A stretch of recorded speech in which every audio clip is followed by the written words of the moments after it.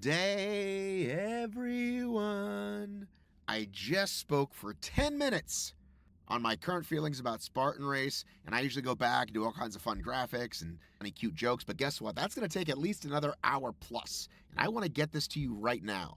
So this is just going to be So this is just me talking, and it's actually going to sound better than this. You'll find out why in a minute. Away we go. Ladies and gentlemen, I am recording this video to give you my state of the Obstacle Racing Union seen through the eyes of the Spring Atlanta Spartan race, which I just left. This is also going to serve as a podcast intro, so if you're hearing this in the podcast intro, you can skip it if you've already watched the video, or hear it again because it's amazing. Back in 2016, I believe it was, I recorded a podcast just after the Atlanta event, and I talked about what a finely tuned machine the Atlanta Spartan race is, and how we go to so many other races that are new, and they're kind of getting there, and they have these issues, and we give them benefit of the doubt, and they're new, whether they're mom and pops, they're bigger companies. And then I think 4 or 5 years later, I did it again, and I even played the old clip, and I talked again about how solid Spartan was. So here it is. It's 2024. We've had 2 real full seasons. Sorry, we're in the middle of the second full season post-pandemic, okay?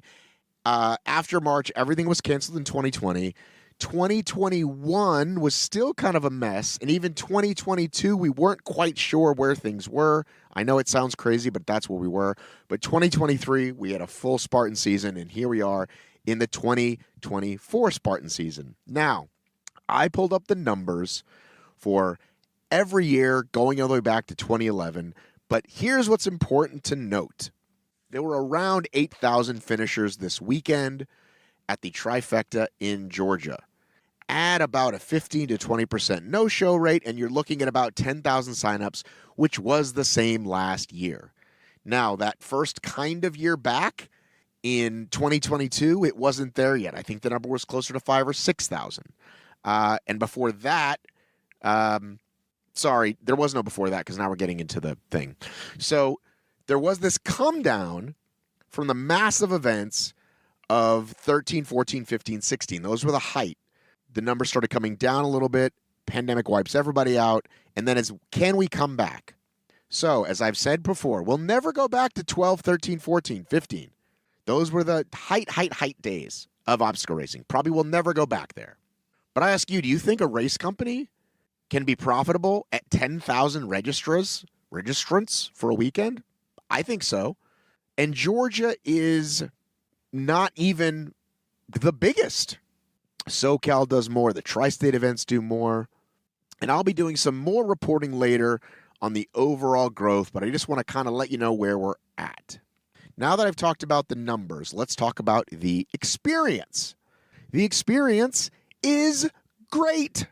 Just as I said in 14 and just as I said in 19, we may complain about policy or the pro race series or lack of money in the pro race series. And certainly they need to pay these athletes. We're behind on paying the athletes. We got to get that straightened out. That's not okay. But the product on the field is solid. I was just there and I heard an analogy that I'm going to steal and add on. And here's the analogy I was given. Somebody said to me, it's kind of like Chili's. And I said, well, I like Applebee's better. So what I thought I'd do, if we're talking about that kind of restaurant, I'm an Applebee's guy over Chili's. If we're going to talk about that kind of restaurant, why don't we compare it to, say, the Four Seasons? Now, the Four Seasons is actually out of business, but just the fine dining experience and what people expect there and what people expect at an Applebee's and then what they're delivered on based on those expectations. So let's do a quick little check, shall we?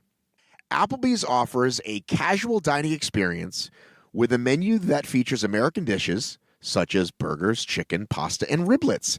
The menu is designed to appeal to a wide range of tastes and is known for its affordability and variety. The Four Seasons was known for its high-end seasonal cuisine. The restaurant was celebrated for its innovation, quality of ingredients, and exquisite preparation. So let's focus on that word innovation, because that's the one that people seem to complain the most about, including me. Once upon a time, we thought that's what it was about, I think. Well, if you're not adding obstacles, why should I go? And I think we've learned something, because guess who is left standing? Spartan. Now, they also own Tough Mudder, which does seem to innovate. But if we're left with 2 races, one can focus more on innovation maybe, and one can just be the regular one. I'm getting off track now. The point is, Spartan delivers that every single time you go. A quality race with quality obstacles, quality timing, quality registration, like all the things that you would get right at the Applebee's. But you don't go to Applebee's saying, where is my $150 steak? Why can't I get that option? Or why can't I get the finest wines ever? You're going to Applebee's to get the meal, and you get that meal, and it's delicious. So, you know who can't provide us those experiences anymore? Warrior Dash can't. Battle Frog can't. Warrior Dash can't. Rugged Maniac can't. 27 other local races that you used to go to can't. Spartan is going to be the game in town, and they do 60 races across the nation every year. Let's add one more department here. Ambiance. Ha! Applebee's has a laid-back, family-friendly atmosphere. The decor is casual and inviting, with a focus on comfort and accessibility. It's a place where people come to enjoy a meal in a non-pretentious setting. The Four Seasons restaurant was known for its luxurious and sophisticated interior design, featuring spaces designed by famous architects and designers.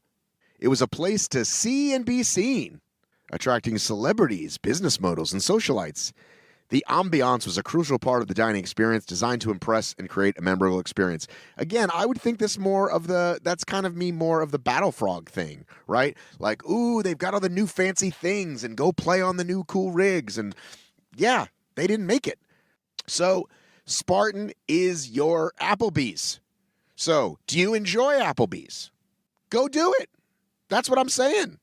Because there ain't no more Four Seasons. There ain't no more Battle Frog. There ain't no more nothing except Spartan for competitive racing. And Savage. Savage has 13 races a year. Also a great time. But if you want to get trifectas and drive to, somebody just told me they lived in Alabama and there's like 6 venues within 3 hours. 5 hours. If they extend it to 5 hours, there's even more. If you want to do a bunch of races, this is who you've got. And they put on a pretty great job. And they put on a pretty great race. So all that to say, all of that, and to say, it is what you make of it. It is what you make of it. I had a great time at this race, okay?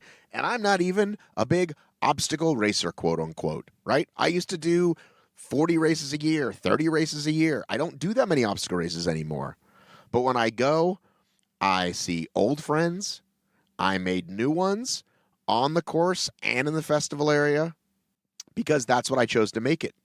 I choose to be looking for good times. I choose to find new relationships. And that's what I found. So there you go. That's my intro for this episode. And if you enjoyed this video, please like and subscribe.